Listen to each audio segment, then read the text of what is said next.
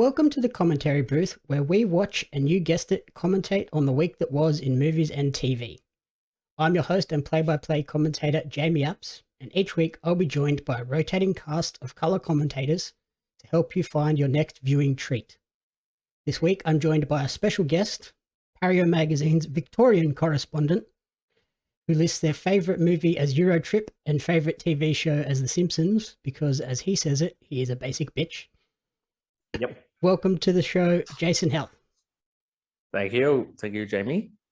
Pleasure to fill in for you today.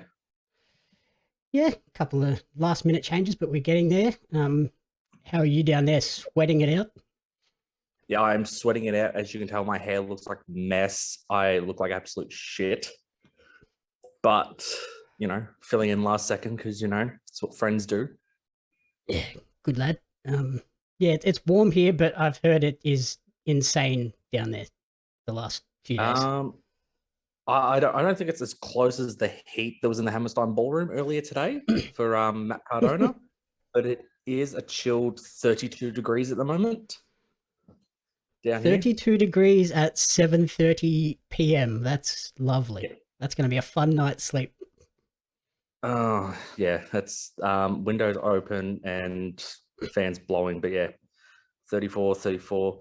Yeah, it's another shit week. Lovely.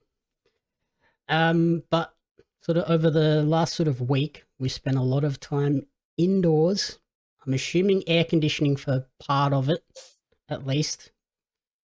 We both did the full Scream series rewatch. What did you think of the latest iteration? Oh, before we get into that, sort of, what was your experience with Scream before this rewatch? So I'll admit I'd kind of seen Scream, but I wouldn't say I'd watched it. It was something like I'd watched at least half of it 10 years ago, the other half, the other 10 years, bits and pieces here and there on Foxtel.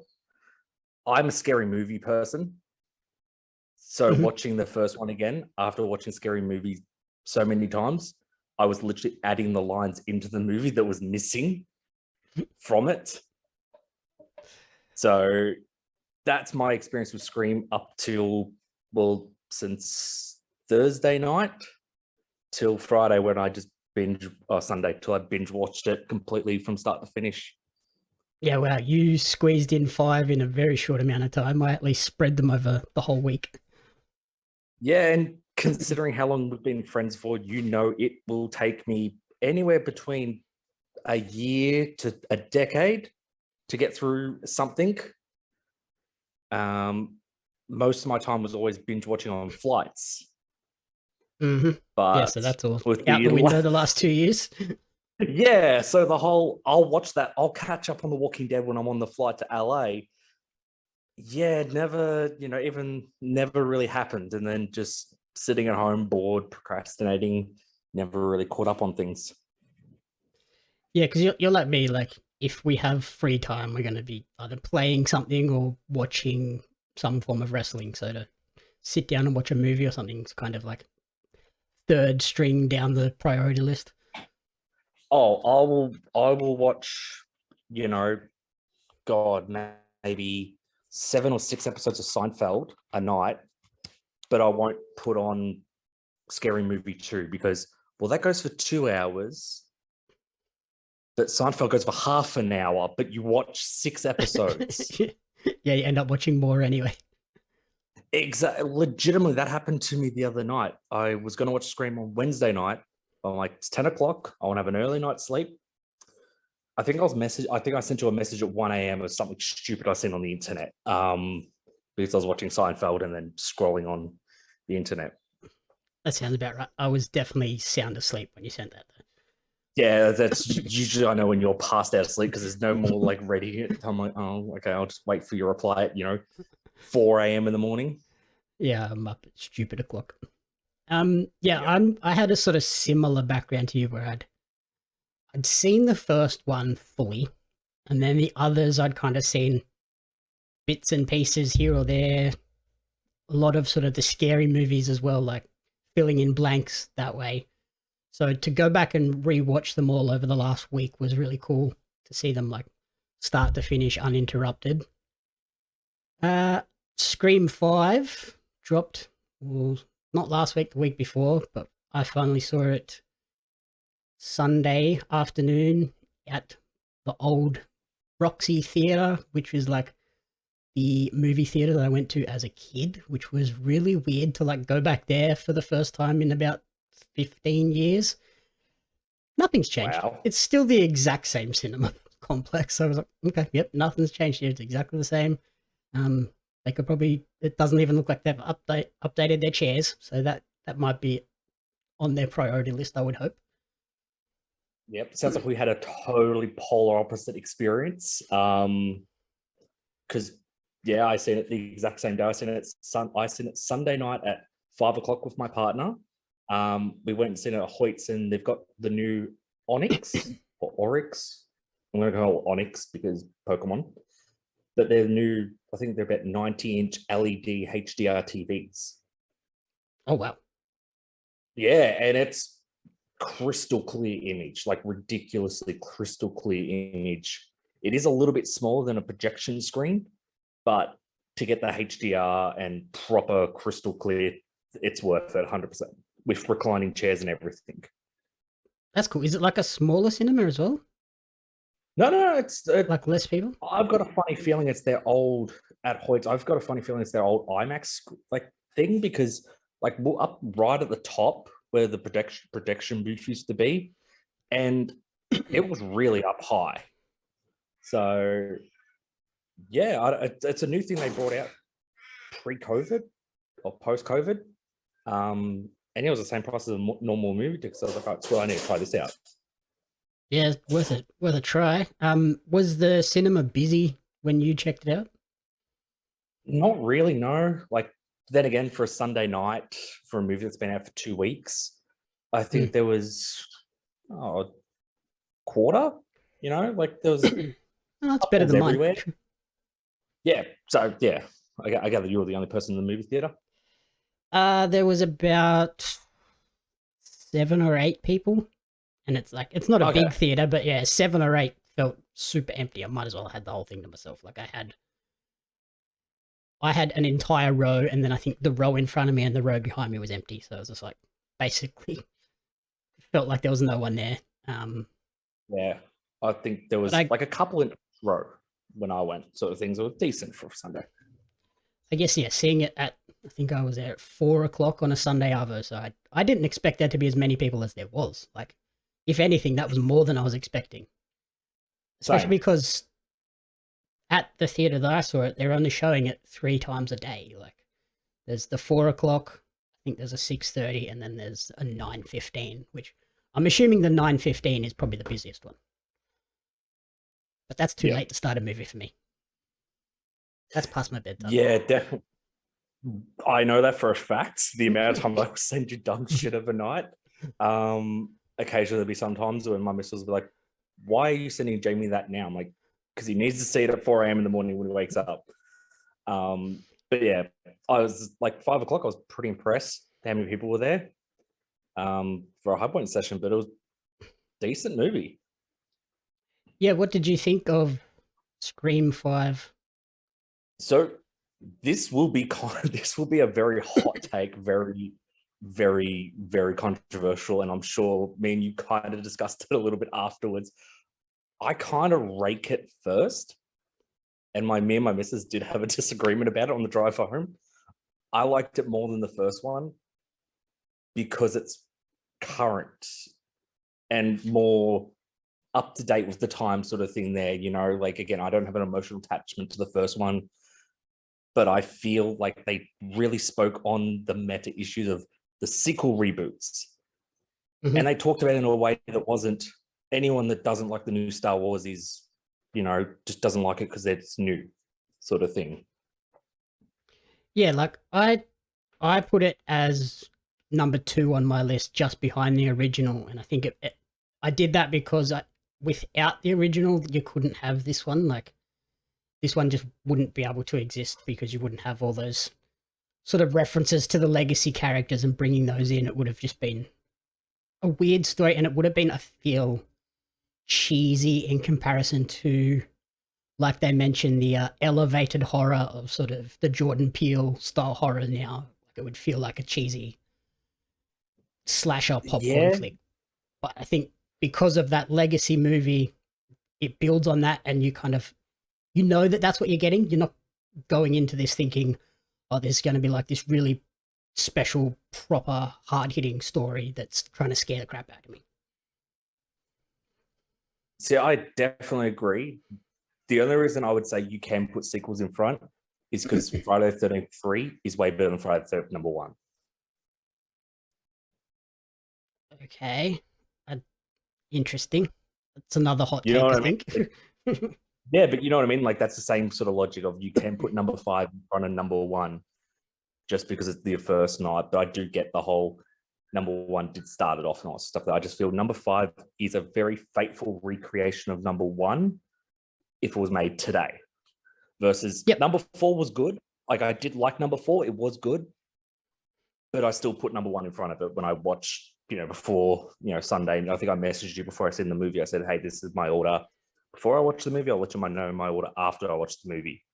#4 was good, but it wasn't that good to transcend the original. And like I said, it could just be because, I like, with everything going on in, with movies and that at the moment, the sequel remakes and that, it spoke a lot more to me.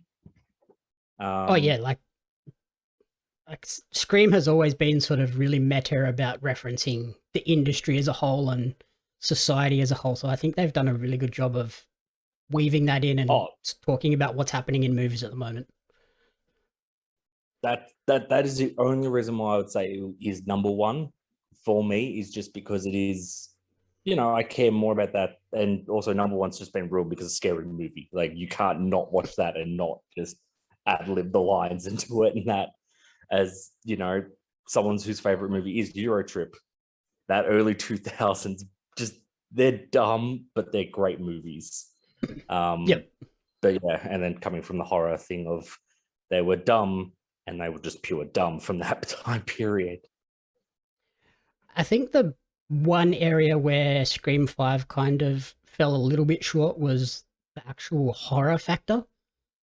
Like, it really wasn't Yeah, all that scary at all. Like, even the moments where they were trying to sort of build that tension and scare, like, particularly when the character Wes is home alone and he's like constantly opening cupboards and fridge doors and everything, and you expect there to be someone behind the door and there's not, and it just sort of went on a little bit long. It was kind of like, this isn't really scaring me at any point.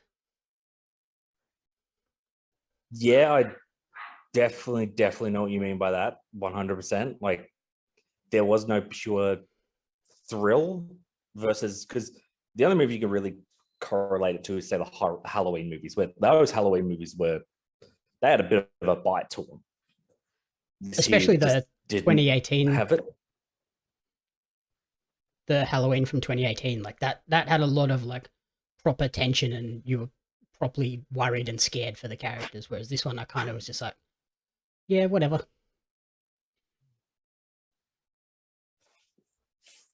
Yeah.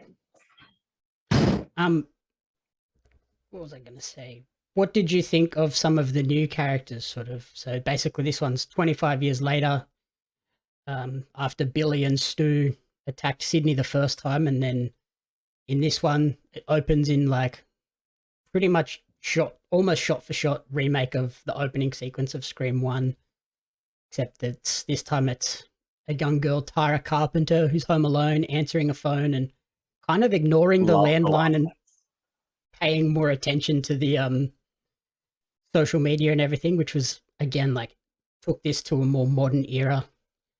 And then yeah, she gets attacked, and then that draws her sister back to Woodsboro, who we find out is, spoiler, the daughter of Billy Loomis.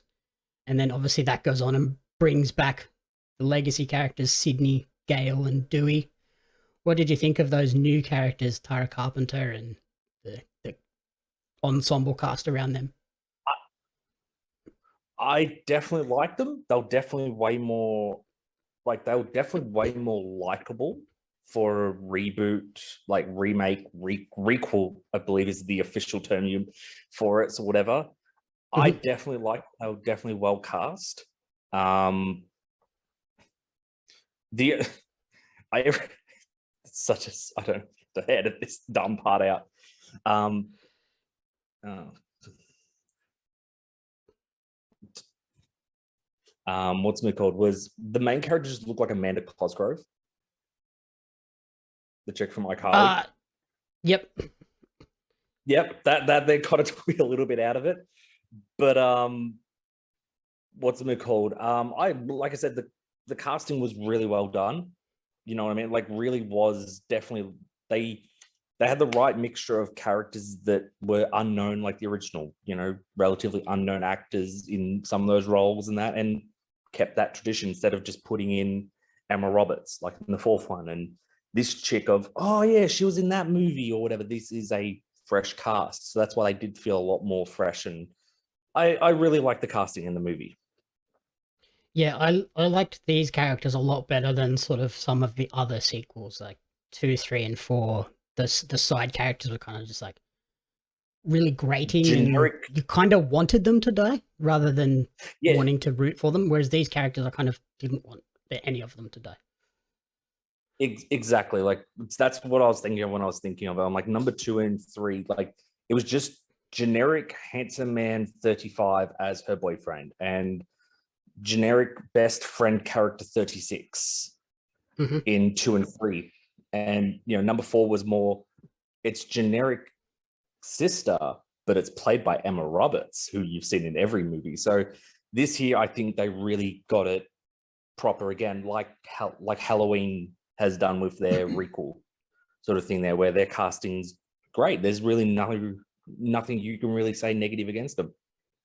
Yep. I was kind of with the some of the character names like Tara Carpenter. I wonder if that was sort of an Easter egg and nod towards the legendary horror Oh, director definitely. John Carpenter.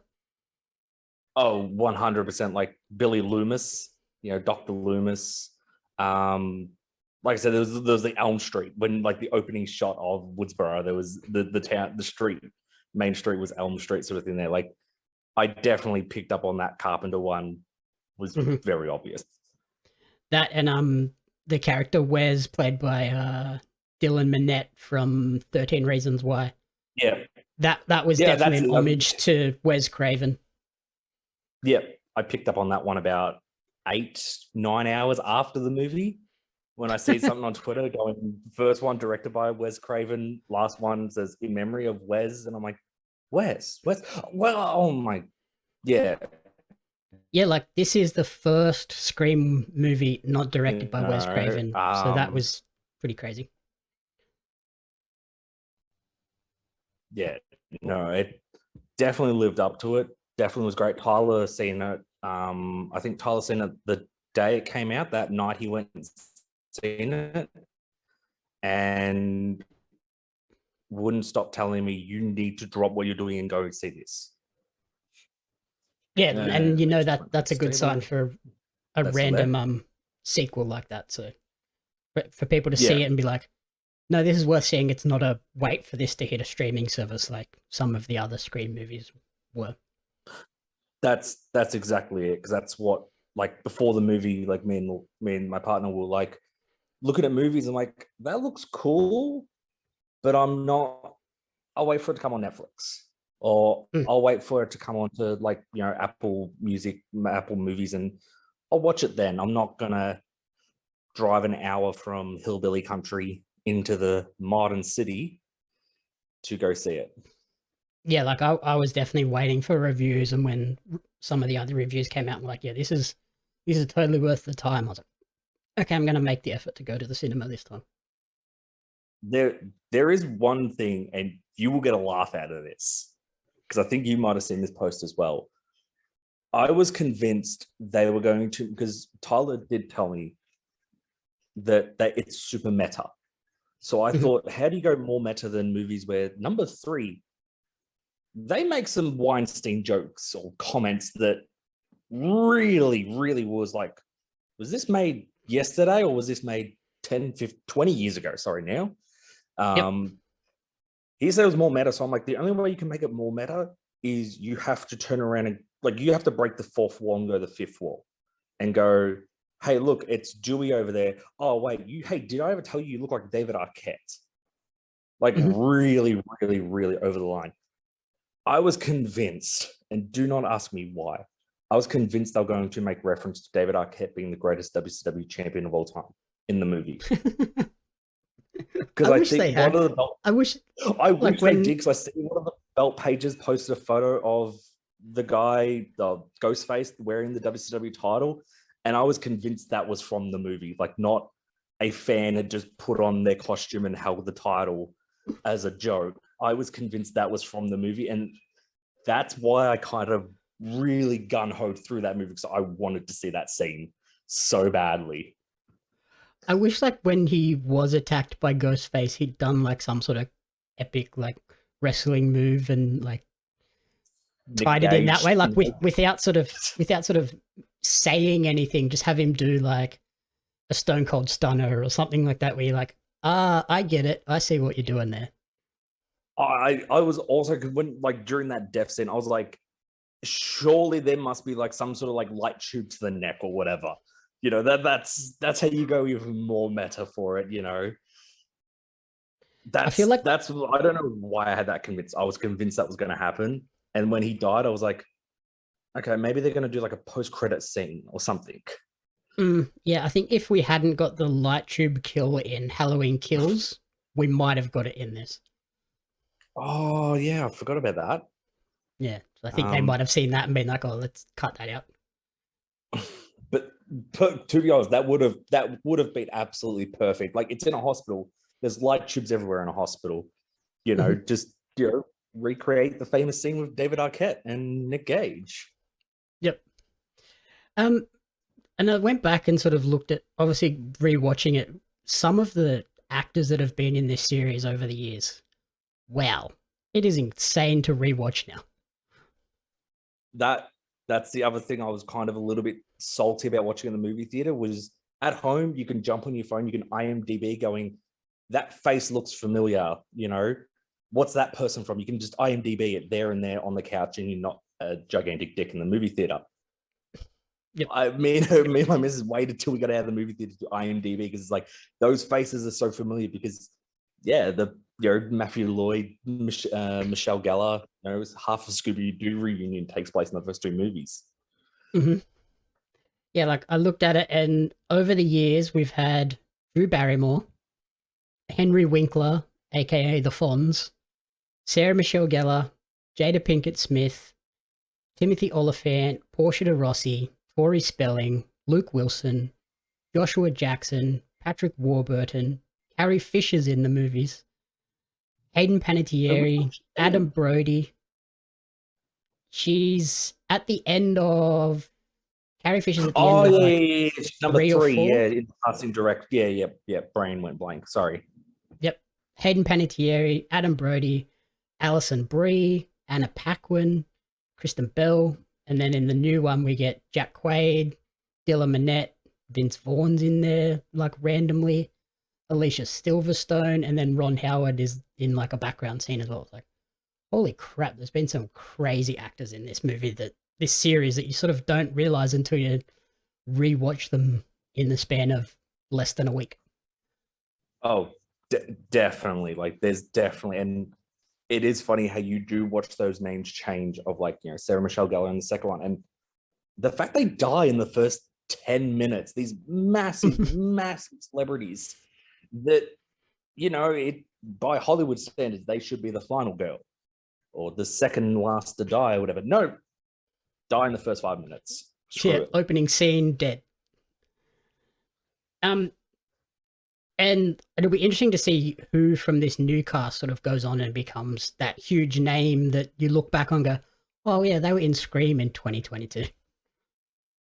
I reckon it's the guy from 13 Reasons Why, only because he had that good old fashioned, with the cap and the blonde tips, that look. That's it. He's a star right there for that look alone. Actually, be able to pull that off in 2022. I think the only reason like people won't associate him with Scream is because of that 13 Reasons Why. But yeah, there's some actors in there. Like I think the twins, they're going to end up being big names. I think, especially the girl. Yeah. Because she played that role so well. It was kind of like, I don't think she's acting. I think she's just genuinely getting stoned and watching a scary movie take place. Pretty much. And did you pick up on a lot of the sort of horror Easter eggs as well? Like you mentioned, seeing the Elm Street sign and some of the others. Have you seen the amount of movies that are referenced in this series as well? I do know there is a lot of references because, like, to be honest, the main way I actually watched the movies was my lovely girlfriend bought me a lot of Lego for Christmas. So I'm sitting there building it. I'm more listening to the audio sort of thing there while I'm building and watching at the same time. So I heard like there's a lot of references I heard. There's a lot of references when I would look up, I would see. Can't remember them at the moment, but there would be times I'll be like, oh, they made the reference. Yep. Yeah, so I looked, there's like Friday the 13th, which we mentioned. Obviously Halloween with Michael Myers as mentioned. Nightmare on Elm Street. Prom Night's mentioned. Basic Instinct. E.T.'s mentioned briefly as well, which was random. The Evil Dead. Hellraiser. The Exorcist. Texas Chainsaw Massacre, which has a new movie coming out on Netflix in just like 2 or 3 weeks, which I'm excited for. I'm looking forward to watching that. I put that on my watch list to get through. What else we get? Silence of the Lambs. There's the Clerks reference with Jay and Silent Bob in Scream 3. Yep. Psycho, Carrie, and then in this new one they mention Saw, the Jordan Peele movies, and the Babadook. Yeah, because I do love that they build on like horror tropes. See, this again might sound a little bit funny, but I know what I mean by when I say this is it felt real. Because if me and you went out to the hillbilly forest and we're running around in the dark, me and you aren't going to turn around and say, hey, this is like that movie with that guy with the chainsaw.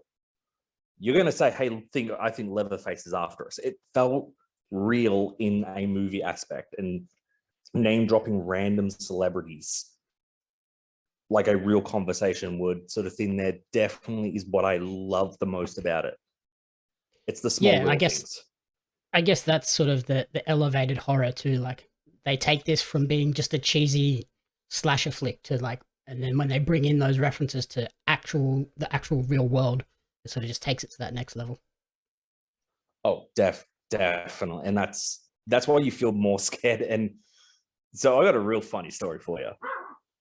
Oh boy. So Saturday night, me and my partner, she was reading a book while I was just, about to fall asleep or whatever. And we heard a bump in the night. Mm-hmm. Yep, you know where this is going. It led to us sitting there absolutely scared shitless for 20 minutes, listening for more bumps, to me using my smart home devices to turn on all the lights in the house and using like my Google Home to make alarm, like make sounds in that, and then going room to room checking for people.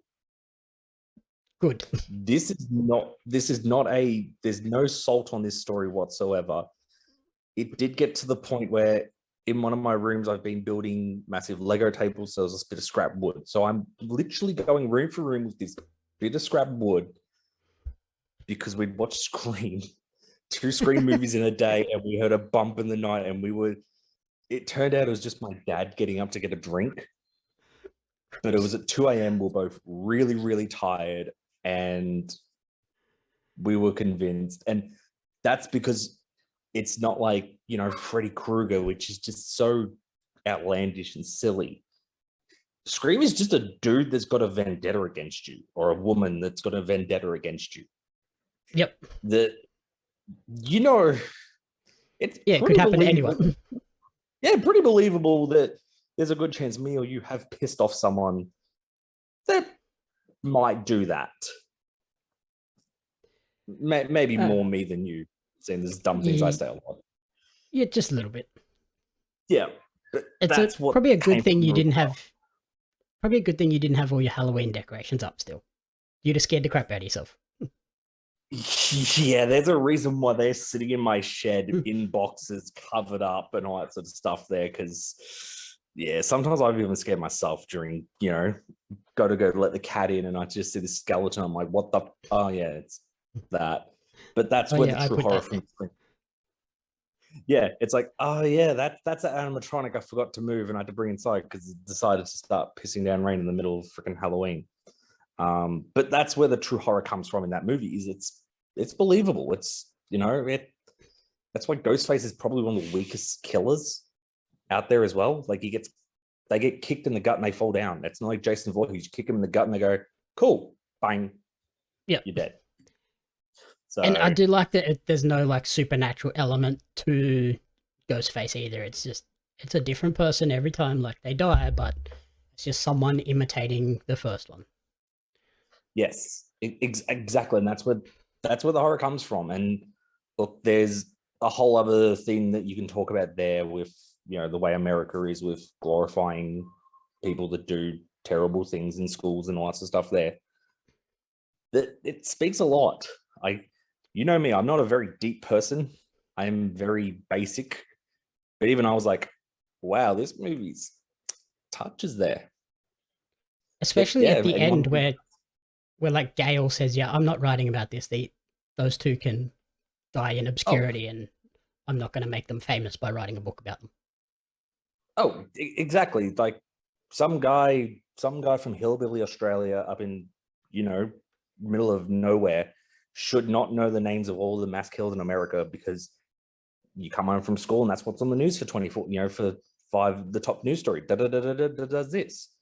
You shouldn't know you shouldn't really know their names if like that. And that's part of the thing where they go, no, we're not going to make you famous this time.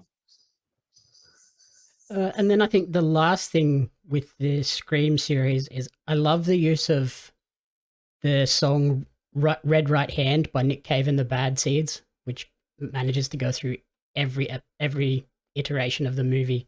It's just like randomly it just pops up and like, oh yep, cool. You got the theme in, and I was glad that they got that in this one. Yeah, isn't that the Piggy Blinders one as well? Yes, yeah, the Peaky Blinders Yeah, theme song. It took me so long, yes, like yes. rewatching this. I was like, where do I know this song from? And then I think I got to like Same. Scream 3 before it clicked in my head. I was like, oh yeah, that's the Peaky Blinders theme. Yes, same. Because I started watching Peaky Blinders because just I watched a season of it. I haven't watched second season. That was well into pre-COVID times. And I know that theme from somewhere, and it was doing my head in when I couldn't remember where it was. I kept thinking it was like Sons of Anarchy, and I was like, no, it's not Sons of Anarchy. Like it's something kind of like that, but it's not. And then eventually I was like, oh wait, it's Peaky Blinders, you fool. I got my missus to really like roll her eyes at me, going, "I swear I'm dating a child." Was I turned and I looked at her, I'm like, "Where's this from?" And she actually told me it was from Piggy Blinders. And I'm like, "Oh, I thought it was from some random wrestling promo." Like, like it does sound like the sort of song that a GCW or something that would use. And she looked at me like going, "Of course you would think that." And just, gave me that look of like, I really am dating a child. Yeah, it sounds like it would be a song that could be used in like a Moxley promo or something. That's exactly it. That is definitely on the par. And that's why I was convinced that's where I heard it from.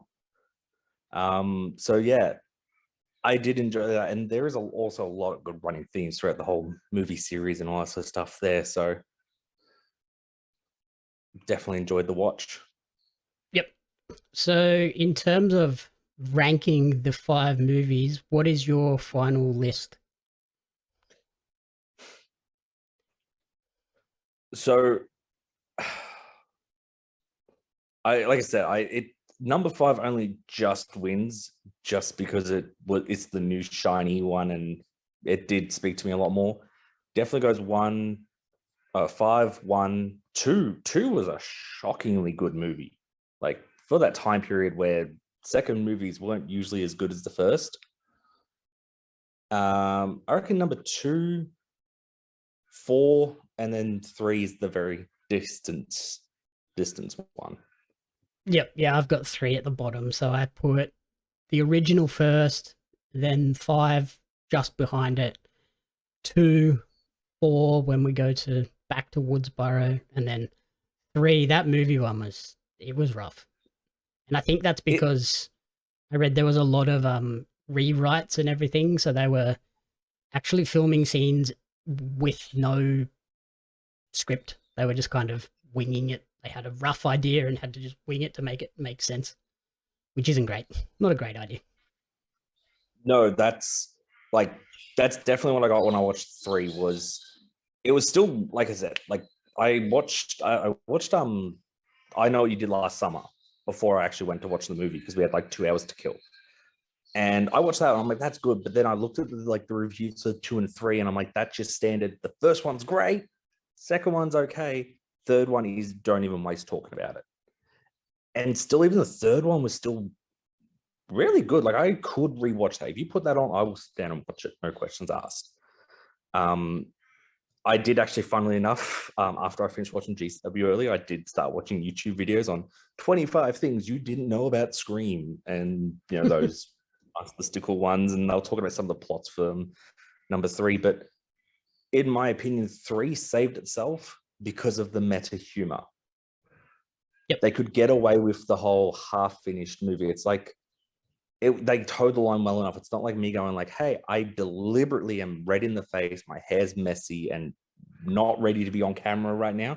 Oh, that's part of my appearance. Not really. No, you're just didn't get ready in time in a Yep. very last second thing. You know what I mean? Like no. And 3 just skates the line of you get a pass because that's your thing. Yeah, I think just like setting it in LA, in Hollywood, on a movie set, I think that kind of just made it feel fake rather than adding something new to the story, whereas all the others kind of they feel real because they're in this random town, and it's just like, yeah, that makes sense. Like this is where it should be. Yes, that's why, yeah, it got away with being stupid and fake because it was set in a city that is stupid and fake. Like, you know, it's Yeah, LA. Like that's one of the greatest things I ever talk to people is everyone that has been to LA goes, it's dirty and disgusting and not what I thought. And I'm like, yep, it's not just me being crazy. hmm Except for the time for Bowler. That was probably the greatest time I've ever spent in LA. yep, yeah. Like I think if they'd set 3 in Woodsboro and it had kept that sort of crappy fake feel, then it probably could have killed the series. But because it's in LA, you Oh, kind of forgive it. that's it. And because it's Scream, it's meant to be making fun of things. And like I said, there's that part of the end where Star was like, they're talking about Harvey Weinstein in a Harvey Weinstein movie in 2000 and 2001, I think it came Yeah, out. 2000, 2000. Yeah, so you're talking before, you know what I mean? Like the whole, ha ha ha. It's like, no, the internet really wasn't as Mm. big of a thing of chat rooms and all that stuff there where people knew that, oh, yeah, that's just normal Hollywood stuff. Here they are talking about it. Yeah, That was it like, was oh, wow, that's the only thing I remember from the movie. it was definitely still in that days of like everyone knows, but no one knows. Yeah, if you're not in LA, you don't know. Some guy in hillbilly country Victoria doesn't know because, yeah. So there was a Yeah, lot about it, that's and that's makes why. it crazy to go back and rewatch. Yes, exactly. But yeah, like even again, it's the weakest Scream movie, but it's still not a bad third movie in a series, No. which is shocking. So yeah, that's Scream ranked and reviewed and everything. And now a quick word from our sponsors. First up is Decorate and Dance. For them, life is a party. And now, as summer rolls around, the parties will be coming thick and fast. If you are hosting a party or an event, then all of the ingredients for a good time start with the 3 Ds: design, decorate, and dance. You can't have a party without a theme, design, balloons, florals, and more, decorations. and some good tunes. Dance.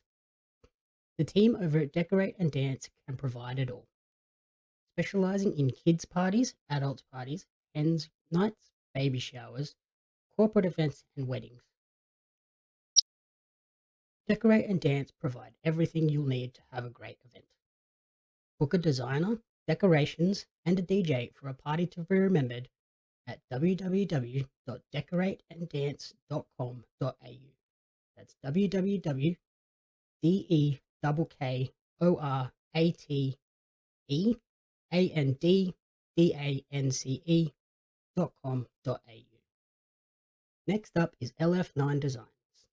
You in need of a new logo or event posters, Twitch overlays or emotes, or even merchandise designs?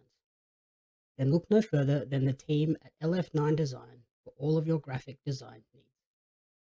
The team there can provide anything you need to suit all styles. Check them out on Instagram at LF9 Design.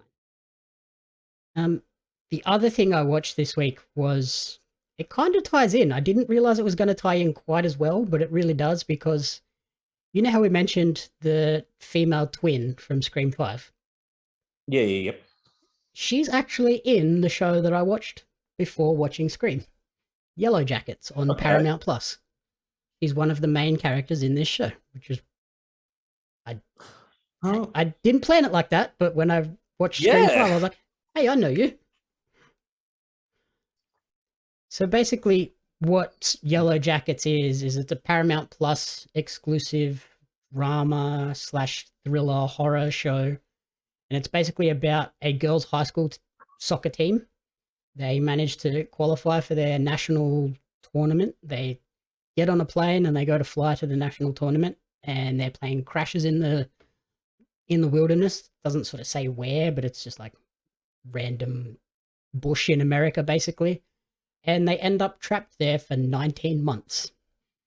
So it's kind of a story about how they survived that 19 months, whilst also tying into their modern lives and how those 19 months have impacted their life. So we sort of get modern times, flashback to stuck in the bush, back to modern times and stuff like that. And doing it that way, it allows you to sort of, you pick up hints on why this person doesn't like this person now, but back then they were best friends.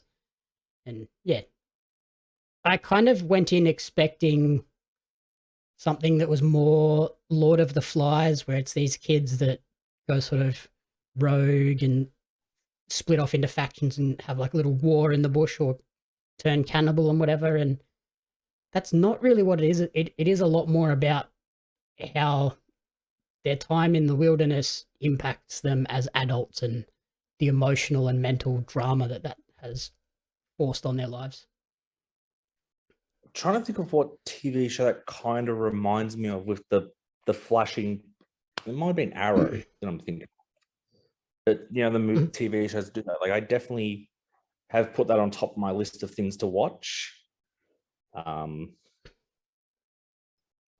That I need to get to, and probably will start during the week. I'll message you and go, hey, that show's really good. Or in about 2 years, I'll message you going, hey, have you heard of this show called Yellowjackets? It was really good. Yeah, like, I wasn't expecting a huge amount from it when I first saw it, and the premise, I was like, this is kind of going to be another Lost clone that doesn't really do anything special, but yeah, it does. It has enough twists and turns and just enough creepiness where you constantly like, who out of the girls that's stuck in the bush is going to survive? Who's going to turn into the psycho that decides that I'm going to take charge and we're going to eat this person or whatever? And yeah, just enough there where you're constantly guessing, and it just drips you enough and answers questions without posing too many, which was the problem with Lost. It would answer a question, but then ask you 6 more, and you never felt like you were getting any progress. Whereas this one, you kind of feel like you're learning about the characters as you move on. Okay. I definitely will check it out. The soundtrack, if you're a 90s kid, is epic. Like, they have music from Alanis Morissette, Smashing Pumpkins, Salt and Pepper, Marky Mark and the Funky Bunch, Hole, PJ Harvey, Peaches, Jane's Addiction, Portishead, The Prodigy, Seal, The Offspring, Ace of Base, and the Divinals. Like, so many, like, watching it, I was like, hey, I know that song. That's a cool song. I love that song. Made me feel old, but also didn't care. I see. I love it when that's now becoming the soundtracks of movies where you're like, I haven't heard that in ages. So you instantly add it to your Apple playlist, and yeah, it drowns out all your current music with old retro stuff. Yeah, so much nostalgia just watching this, and the show has been renewed for a second season, so I'm very interested to see where it goes based on how it all wrapped up at the end of, I think it was 8 or 10 episodes. I think it might have been 8. Yeah, it sounds like the standard streaming service thing, which I don't know if I'm going to get off topic, just love about streaming services nowadays. That it's 8 to 10 episodes, they're 40 to 50 minutes long. There's no filler, there's no whatever. It's just bang, bang, bang, bang, bang, here you go. And it's just great. Oh yeah, like we were when sort of streaming services first hit, we did get that weird like 14 to 16 episodes, and you'd find like 2 or 3 in the middle were just fluff. Whereas now, Yeah. like they've gone for that tight HBO style, like here's 8 episodes that are all key episodes that build to the end of the story. Yeah, 8 1 hour episodes and all that stuff. Because have you checked out Manifest on Netflix? No, I've seen a lot of people talking about it, and then I went to watch it and saw that there was like, is there 3 or 4 seasons? I was like, oh, that's a big investment. Yeah. So 3 seasons, 40-minute episodes at 24 episodes a season, I believe, or so, or something like that. Yeah, that's I a big thought investment. like, yeah, and it's funny because my dad's been home over the holiday period and I've been working from home, and I'll go out to go get a drink or whatever, and he's just been watching it. And at the start he's like, this is the greatest show ever, and then he gets to like episode 16 and it's like, I'm like, it's striking, isn't he? He's like, it's just full of so much nonsense. What's the point? And it's like, yeah, why I don't, yeah, I'm glad that these big shows are now coming, just because I understand, NBC, and that they want their 24, like The Flash and Arrow, 24 episodes, 40 minutes each, get a long run time out of it. I understand that. Yeah, they want But to lock you in for like 4 months. yeah, but man, there's just so much filler, like Pretty Little Liars and all that stuff there. Like, there's so much filler that if you condense that down to, even 12 episodes, like, I'm sure someone's out there has condensed down, like, how to watch the whole season of The Flash, like the actual key important facts. Yep. Here's just a 20-minute video of the whole season of everything you need to know, that plot development wise. But that's what I love about streaming service is, yeah, 8 episodes, an hour each. I'll happily sit down and watch that for 8 hours of the day versus, 40 minutes by, 20 episodes. And it's like halfway through, you're like, cool, this is boring. Yeah, I think those like 24 episode seasons, they worked when you were watching things on TV at a set time every week. But now it's like, if you're going to just give it to me all at once, I don't need 24 hours of content. I need 8 that I can watch over Friday to Sunday. Exactly. Yeah, 100% yes. Like, back in the good old days when, the hot TV show would come out in America, you'd see the ads for it on Raw, and you got to wait about 2 years for Fox 8 to get it over here. Oh, that was the worst. Like, that was always that was definitely the times when I think I started to find my TV shows via other means. And yeah, that's just, it is funny now thinking back on that, because exactly what I mean. Like, those TV shows you'd watch Raw and it's like, this show looks sick. That looks sick, but Yeah. I don't know when I'm going to get to see it.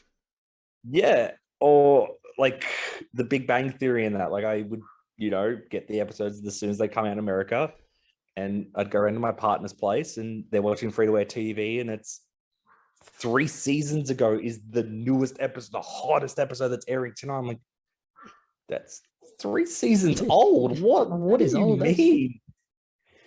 It's like, I think the one I remember was Prison Break. Like when that sort of first started being advertised in the US, I was like, that show looks sick. And then it just took like 2 years before it came to Channel 7 over here. I was like, okay, Yeah. finally. Oh, like yeah, you'd find it all online or yeah, because I think it came to Foxtel first. It would be on Foxtel, then it would come to like normal TV because I've always had Foxtel, all the time here, so I'm used to seeing stuff a little bit earlier. But you actually have to sit down 8 o'clock to watch the newest episode of Prison Break instead of I got home from school from 3:30. It's all ready to go. I can watch it at 5 o'clock after I've eaten dinner. Yeah, watch it at 8 o'clock with ads and just want Yeah, to hate your life. yeah, yeah. Like I think the only show I do that for is Gogglebox, and even then you could kind of just zone out of most of it. Yep. But yeah, Uh, yes. Speaking of nostalgia, they were the good old days of waiting for an episode to air and it being just so much filler. and you know how you mentioned Big Bang Theory. Did you see the stats for the lead in for the new AEW on TBS now, thanks to the Big Bang Theory? I kind of did. Apparently, it's like off it. Is Big Bang Theory the lead in, or did it replace Big Bang Theory? No, so Big Bang Theory is the lead in like to Mm-hmm. Dynamite on TBS, and apparently the ratings for the first minute or 2 minutes of TBS on Dynamite on TBS has been over 1.5 million for that first minute. What? Yeah. So like apparently Big Bang Theory is still massive, and then that's the lead into Dynamite. So that's probably helping them draw in these bigger audiences they have over the last couple of weeks. Yeah, that definitely And why explains a they've been lot. Like, starting the shows super hot. yeah, like I understand. Like, you want to start with your Daniel Bryan versus like Omega matches because otherwise the crowd's not going to stop chanting "We want Bryan" for the whole show. So just give it to him, get him out of their system, stop. But yeah, that explains a lot about the very heavy start of the shows. That's insane. The Big Bang Theory still gets that much Yeah, like what did we get last? views. Like last last Dynamite, I think we got what we got the 6-man tag with um Adam Cole and or the like Cole promo. Yeah, They yeah, keep yeah, yeah, yeah. starting. The They keep storyline starting with the protocol. super hot matches and hot promos Yeah, with the big stars. So I think that's. I think we're going to keep seeing that where kind of the main event of the show is going to be the first thing, just because of that lead in oh, until the which ratings is settle. which is great, as you know. My scheduled lunch break is 12 o'clock, so it is great that I get to watch the good part of the show on my break, where I can kind of go, everyone leave me alone, and then the main event at 2 o'clock in the afternoon, where it's like I better do some work, is okay, cool. I can kind of zone out a little bit here because you're not doing the closing show promo at the end of it. But man, that's mental. That's what you get for Big Bang Theory over there. Yeah, like when I saw that stat, I was like, "Well, that's insane." Like, then again, I'm not shocked. TBS does have some good bangers of shows on there. Mhm. Like, Uh, you should watch the Detour. Enough said. and you mentioned we watched GCW earlier today. What is Yes. your sort of reaction to that show as a whole? Like, as I was messaging you throughout the whole show, and again, also while I was kind of a little bit behind on my work because I was probably messaging you more than I was doing actual work today. It was. I don't think it was the greatest indie show of all time. Um, it had its variety show moments. Of you had the great lucha match, great women's match, your WWE comedy match of Matt Cardona just being the greatest thing in wrestling at the moment. And you had everything there. I personally hyped it up a bit too much, but it wasn't a bad way to spend a Monday afternoon watching a show sort of thing. Yeah, I think Which is they sort of fell slightly short on my expectations and mm, the potential that that show had to sort of take their company to the next level as well, because simply because of them being in the historic Hammerstein Ballroom. Like, I feel like they could have really taken the show or GCW as a promotion to the next level, but they kicked off with a match that kind of was a bit rough and sloppy at times, which mm, probably not the best way to go. And then they went into that epic trios lucha match, which I think probably should have opened the show because that was crazy and something that you don't sort of see all the time as well. Although you kind of do see a lot of that in AEW now. yeah. And then we got Blake Christian versus Leo Rush, which I think that match was hurt very badly by the loss of Gresham as the ROH World Yeah. Champ. I think that match just lost all momentum and significance with the loss of him. And then we went into what I think is the match of the night, Matt Cardona versus Joey Janela. It was long. It was probably excessively long and an excessive amount of run-ins, but that crowd hated him, and Matt Cardona, he knows how to piss people off, and so does Chelsea Green.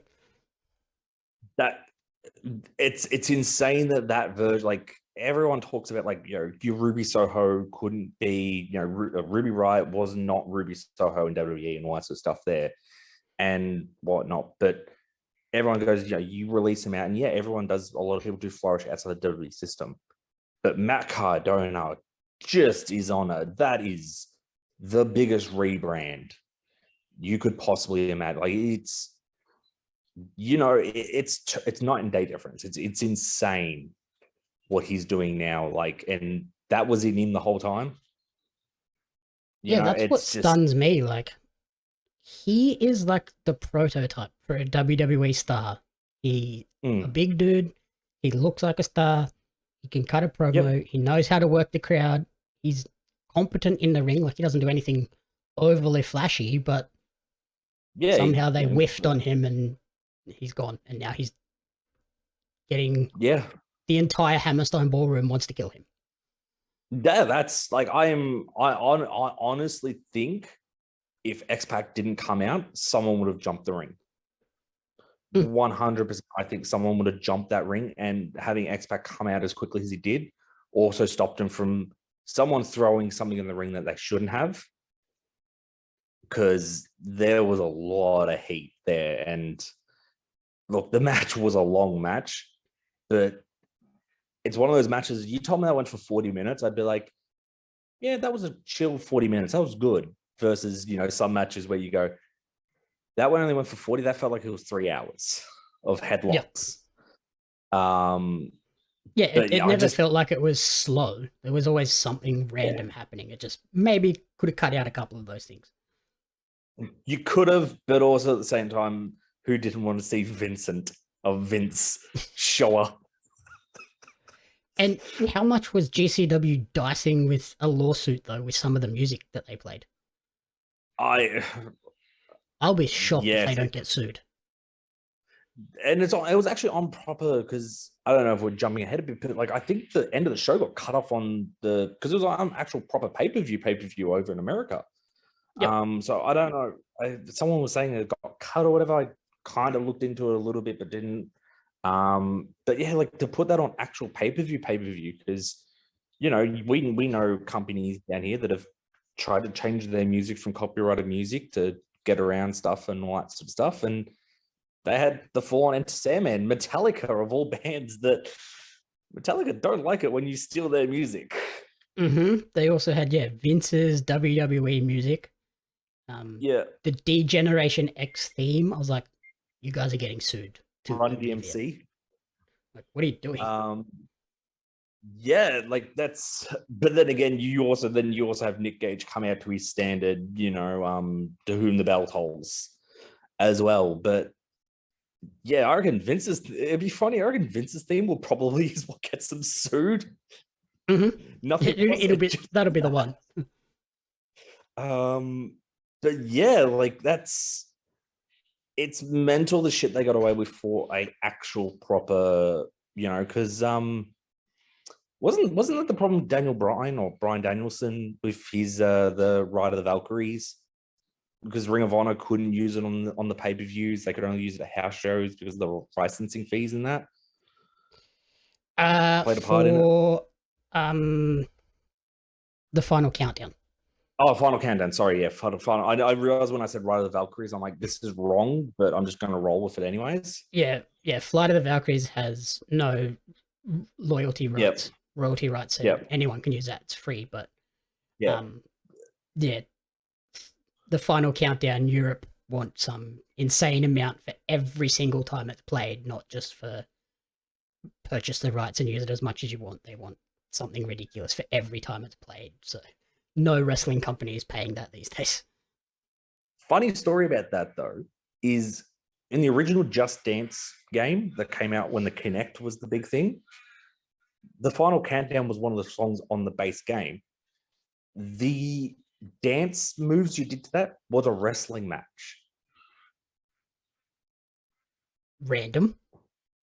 It was like your lucha, very what someone in a in their tower in LA would think of wrestling, which is your lucha. Like, look it up.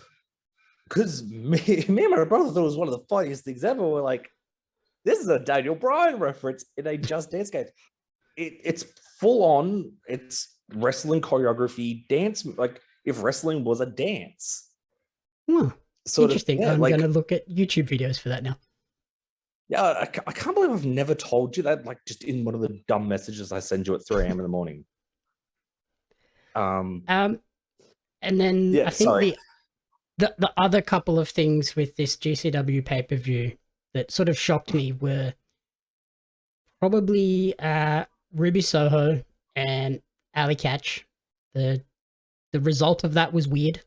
They kind of had Ruby go over, which it was especially weird because of the way the show started with the owner promo about how much Ali, Effie, and who else did they sort of mention? It was mainly Janela. Ali and Effie. Ali, Effie, and Janela, how important they all were to GCW and getting GCW off the ground. And then all three of them lost. I could understand Janela losing because just, like... For the heat value, yeah. Yeah. Also, like, I seen it in one of the deathmatch groups, what's it called, afterwards was...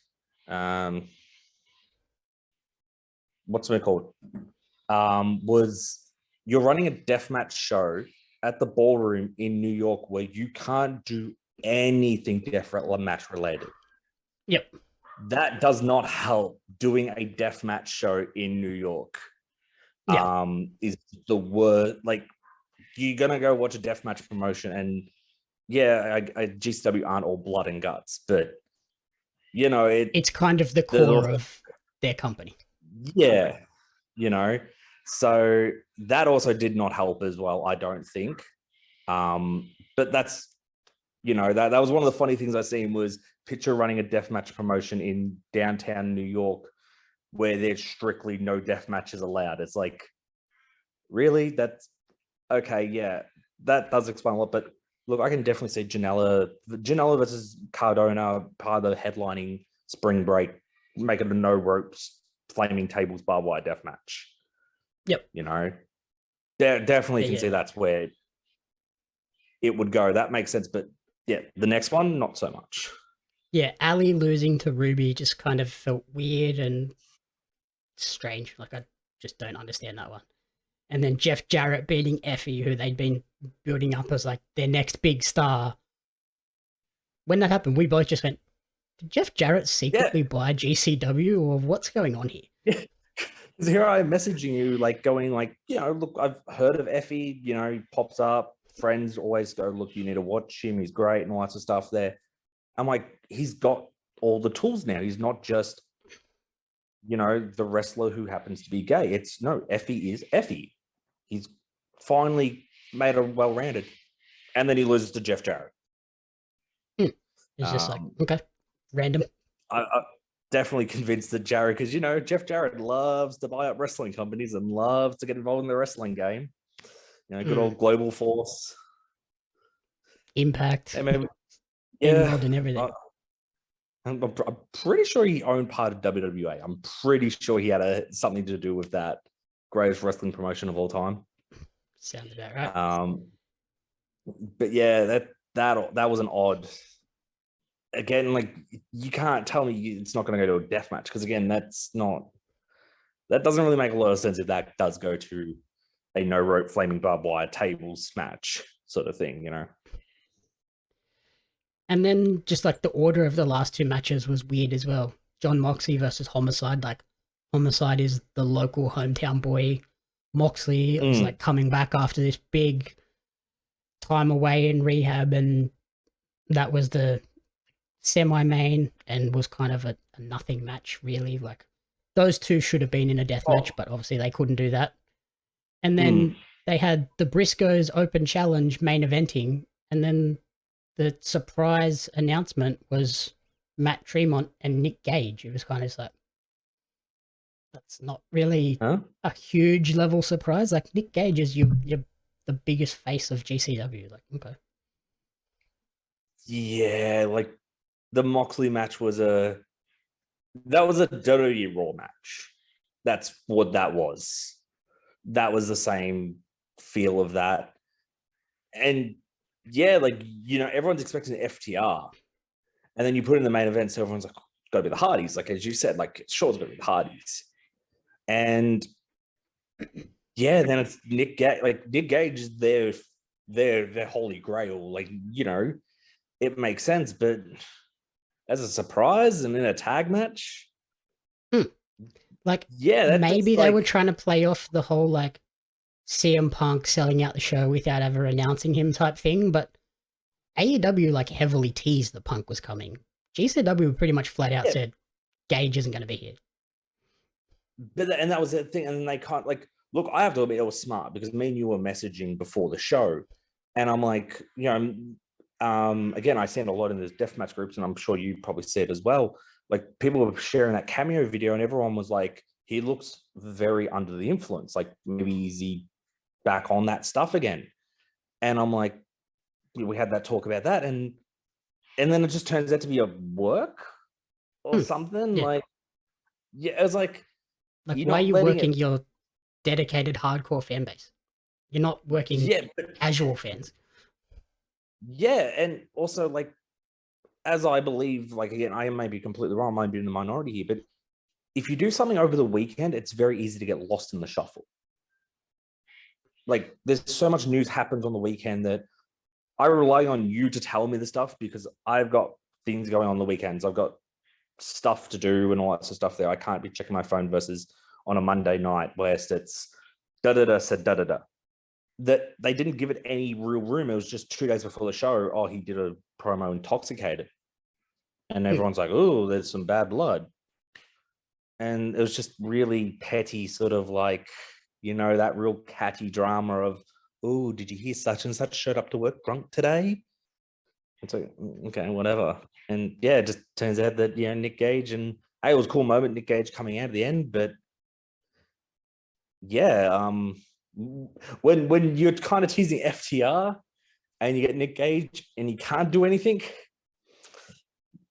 yeah, like, I honestly thought that show was going to be something that, you could show your coworker that's kind of getting into AEW and go, hey, look, if you want to take a little bit more of a step out of bounds, here's GCW. This is a good show to show you who is Joey, not Joey, but like, who is Bandito? Who is Nick Gage? Who is Alex Colon? Who is Nick G Raver? Who is this and that? And, a good way to show off those names so that you can build an audience around them. And yeah, I wouldn't really recommend it. No, I wouldn't either. Like, it was kind of just a whatever show at the end of the day. I feel like if I was going to show someone like an indie promotion, it would be one of the Australian ones or a Yeah. PWG, like the upcoming bowler. Yeah, that's because I think everyone kind of thinks that GCW is going to become the de facto third promotion, de facto Ring of Honor. And that's what I got the big vibes from before the show was this is GCW becoming Ring of Honor going, we'll still do light shoes, we'll still do barbed wire, we'll still do glass, but we're going to fill in Ring of Honor's spot of the third promotion. And it just felt like your local indie hideout at the big bingo hall. Mm-hmm. Yep. That's kind of what I felt like, you know what I mean? Yeah, it wasn't. Like I said, I had really high expectations for them to, hey, this is our statement moment, and it was kind of just like, oops, we missed it. Yeah, missed it by that much. Yeah, they, look, as a lifetime WWE fan, as I've also learned, like, yeah, Jared winning, maybe that pays off later down the line. Maybe Jared just shows back up on SmackDown as a new ring announcer. Well, he was on SmackDown last week. Yeah, exactly. Yeah, that's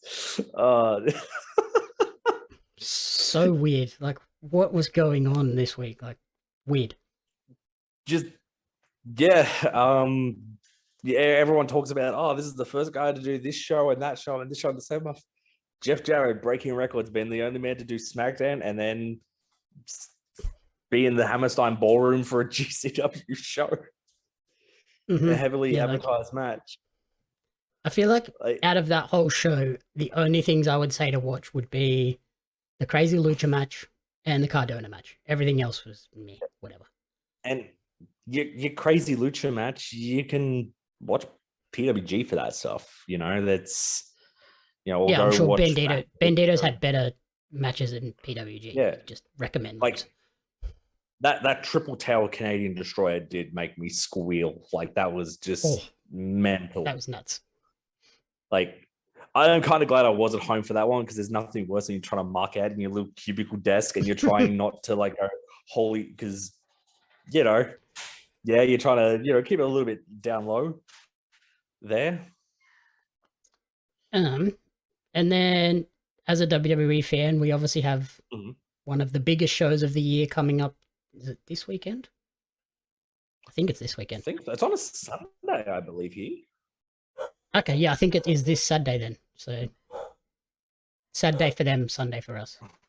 The Royal Rumble. Who are your predictions? Yeah, which is there's only what 1, 2, 3, 4, 5, 6 matches on the card so far, which is short. Feels short. I'm assuming they'll add more matches this week. Oh, it's on Sunday, the 30th of January. Okay. According to Sportsbet, which is the only way to find out, anything you need to know. Look, the men's match is just, I'd like to say McIntyre, maybe. I think he's injured. Like, it's one of those things I wouldn't be like Big E. Like, I personally believe Roman's just going to win it. I mean, Brock Lesnar, do Roman Brock, your big, your second night of WrestleMania, title for title, thing. That wouldn't surprise me whatsoever. Okay. But it's WWE. Like, I'm not trying to sound too negative. I wouldn't be surprised if freaking Almost wins it. Okay. My random out of the blue pick is Austin Theory. But then he goes for one of the other random titles, not the world title. Just because it's Austin Theory and he doesn't understand that the world title is the one you should be going for. Yeah. He goes for the Intercontinental or the US title or something. Like, I definitely see that. Like the NXT title or something weird. Because they've been saying that recently that you can go for any title. It doesn't have to be the world title. So I could see him going and winning the NXT title. That's what genuinely scares me about it. Is it's like freaking Otis winning the Money in the Bank. I'm genuinely scared where this is going, and any title definitely. Yeah, like again, I think it's also kind of like the G1. You can challenge for any match you want. 99.99999% of the time, it's always the IWGP heavyweight title. So, Yeah, like if I you get a still shot don't at think it is. any title you want, why are you not going for the best, the top? Yeah, that's You're a what fool. like it's WWE. The logic is so all over the place. Big E would be cool, and then insert him into Brock Roman and do a triple threat. But I feel like that's been done over and over again in the last few years. Yeah, that's your Becky storyline right there again. But again, they're still trying to do Daniel Bryan's story from WrestleMania 38 years later. Yep. The only thing I want from the Men's Royal Rumble is a Grayson Waller appearance I to don't know eliminate why. AJ. All I want, So then and we again, get I don't know. Grayson AJ at Mania. I definitely would. I would definitely love to see that. Like with Grayson showing up on Raw more and more, and the way the kind of the feud ended in NXT, like it wouldn't surprise me. It definitely is a hell of a way of making a start because that's what they used to do in NXT with Bo Dallas when he eliminated Wade Barrett. 2014, I think. Don't quote me on that. They had the NXT superstars showing up and, they'd be in the Rumble and it wouldn't just be like, oh, such and such call up. But no, they're kind of still doing NXT, but we're going to let them come up for some fresh air in Mania period sort of thing there to two-night Mania. There's no such thing as COVID in Texas. So I imagine it'd be too, sold out or attempted to sell out 6-hour shows. So there's no, Yeah, they're again, gonna I'm need a not lot of even, matches. there's no takeovers. So, it's not like last year's Mania where it's okay, well, COVID might exist. We are in Florida, so it doesn't exist here, but everyone else is saying it does. So let's just be smart, be safe, and do a 4-hour show. They're in Texas. It's 8 hours. Screw it. 8 hour one night, 8 hour the next night. There you go. Full packed show. You And kind Grayson of was do need part that. of the WrestleMania promo stuff in Texas, so surely he's on the Yeah. card. Surely, again, like, you do need, and they seem to be in this massive phase of they've got to, like, we need to build new stars. We need to fast track all these people. And, I will admit, I'm shocked how well Grayson has gone transitioning from small local fed to being on Raw with fucking AJ. The transition that, how well that went. It's like, it's the same. He's the same person that we've seen down here. It's not, he's gone from down here to college. Well, he's still a college frat boy, but he's not playing college honor roll student or whatever. It's same guy. Translated so well. Yep. So I'd love to see that. I'd definitely love to see that. The only other thing I want. Oh, go ahead. The only other thing I want in the men's match, and trust me, you're going to hear a lot about it, is Johnny Knoxville to eliminate Sami Zayn. Because I got good odds on that one on Sportsman. Yep, that would be cool. Yeah, that's why I'm definitely like, that's the one thing I just want to see Knoxville do something stupid. Surely he gets at least one elimination. And that surely has to eliminate Sami would be a funny one. It has to be Sami Zayn. Like, I'm kind of curious, does he come out to the Jackhouse music? I would think so. That'd be weird if he comes out. Surely you have to do like that would be that would be the pop of the night, is to hear the down, down, down. Him running out to the ring to that. That would be just the greatest image of all time. And for the women's match, who are you tipping in that, since they've had to bring back a crazy amount of legends? Yeah, we've got Toni Storm, Mia Yim, Tegan Knox, and all these other women sitting at home on their 90-day non-compete clause. But hey, Inspiration, can you please come back for us, pretty please? Remember how we fired you and kicked you out during a pandemic? 12 months ago. Took your visa. Yeah, we took your visa away from you, caused all this stress. Yeah, well, can you come back? We kind of need spots to fill. I'm so glad they said no to that. Oh, that honestly is the most Aussie thing ever. Like that is like the most Aussie thing of being so petty and doing something like that. If that is an Aussie thing to do. And yeah, like I said with this women's match, it is like WWE forgot that they have this annual match that needs 30 competitors when they were firing all these people. And now they're going, oh crap, we don't have 30 women on the roster that we can be confident to put in this match and it work. So let's go and get all these other people like Mickie James, who is the Impact Knockout champion. Yeah, and I'm interested to see what they do with that. Like, does she come out with the title? Does she come out to Hardcore Country? Do they reference it a lot? Or does she get destroyed? I think I think she'll just get the generic, I think her Rumble run will be the most generic thing of come in, 1-2 punch, sit in the corner, eliminate some NXT nobody, and then she gets eliminated by Charlotte. You know what I mean? The most generic Rumble spot. I do reckon she comes out for the Impact title. I do think that was explicitly written into you're allowed to use her, but she has to come out with the belt. Yep. I do think like whether or not she comes out to Hardcore Country, I don't think so, because WWE are very petty with their music because of the rights and shit like that. That, and yeah, I think they'll be like, they would have said like, people don't know you for that. People know you for the music we gave you. Do they? Do they really? Yeah, that's exactly. I reckon she does come with the belt, and I personally reckon she'll come in, hit the Mickey kick, hit the finisher, hit that, and then Charlotte Flair throws her out. Just like every other legend that comes back for the Rumble match. And yeah, as for winner, yeah, this one was a hard one for me to like pick a winner. Like, again, it's one of those things like I kind of haven't been watching every week like I normally do, but I still keep up with it because you just take one Twitter scroll and you know what you need to know about what happened on the show. Like, man, I'm going like I really want to say Ronda. If Ronda returns, Ronda's winning.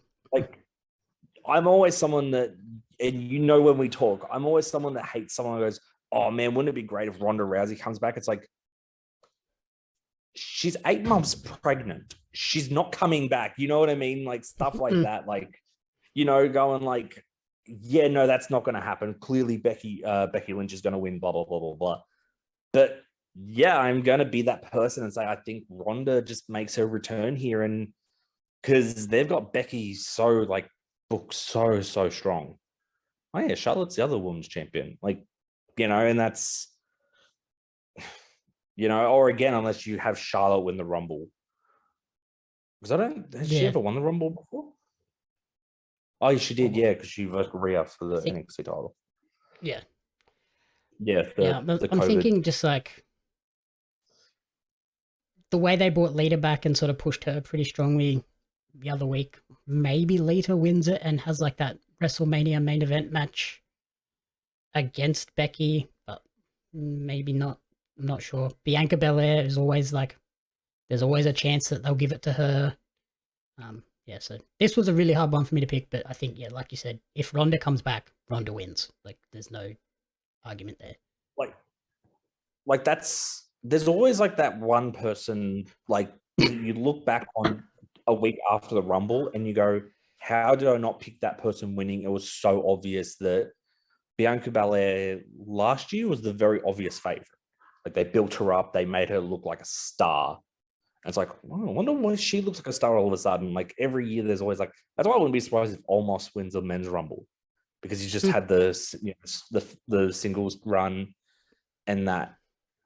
Like I would say like Uriah's, but I don't think they're really doing much on Raw. Like I'm not that I can tell. I think. Yeah, I think Rhea's going into a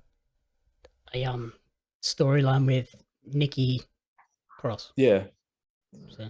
So she's not doing anything. I think Bianca Belair's just floating around that, yeah, she could do it for the win, but it's not like trying to make that educated guess with a company that I'm sure 5 seconds before the match starts, they turn and go, "Oh, you're winning."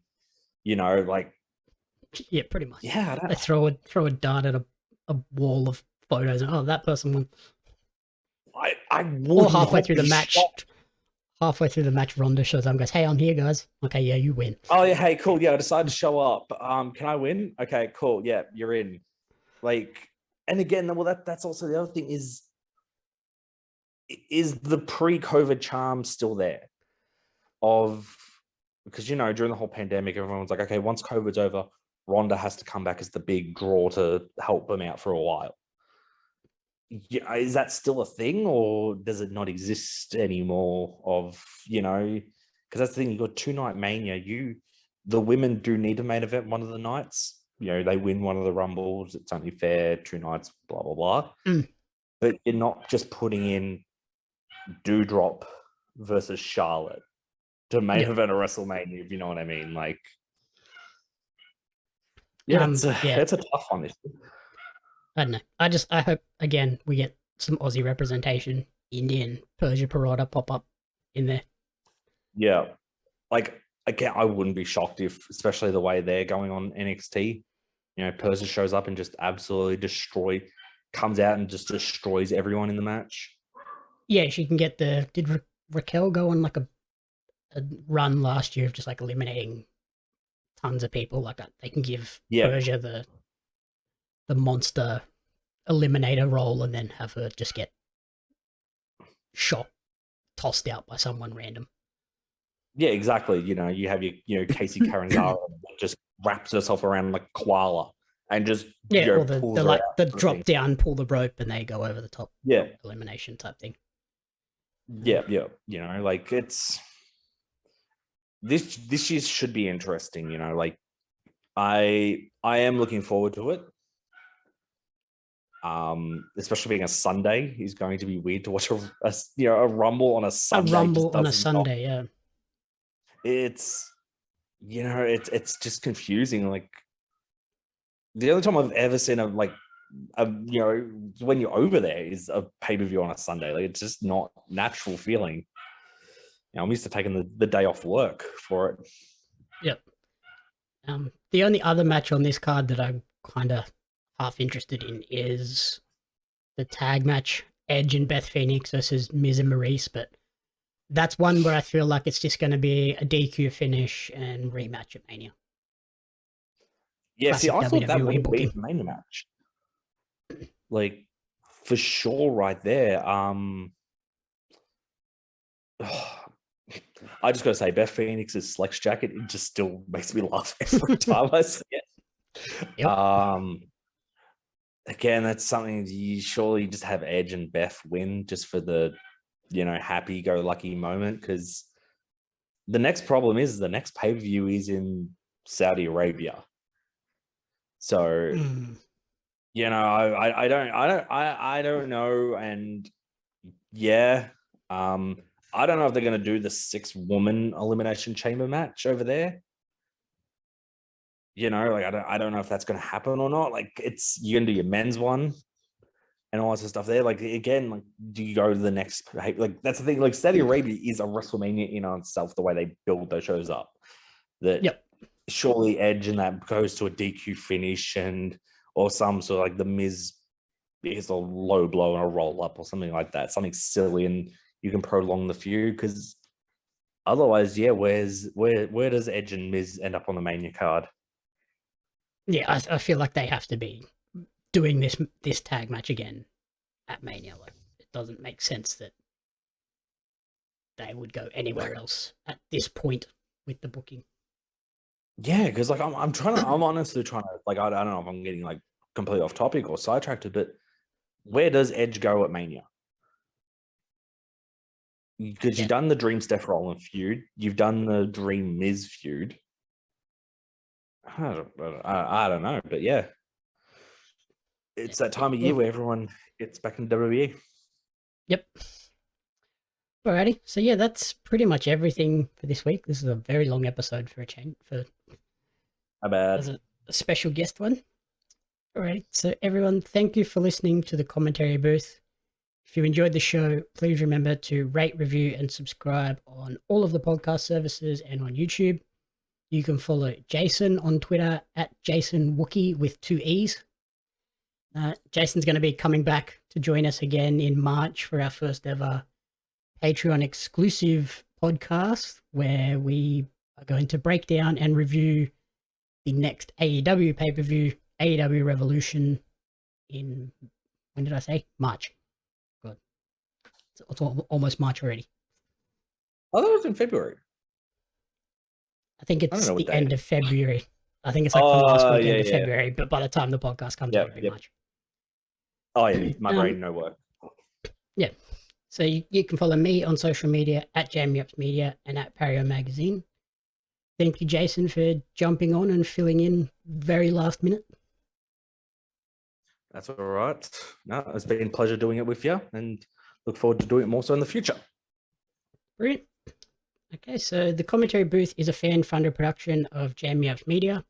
You can support the podcast alongside our magazine, Pario Magazine, on Patreon at patreon.com/Jamie Ups Media.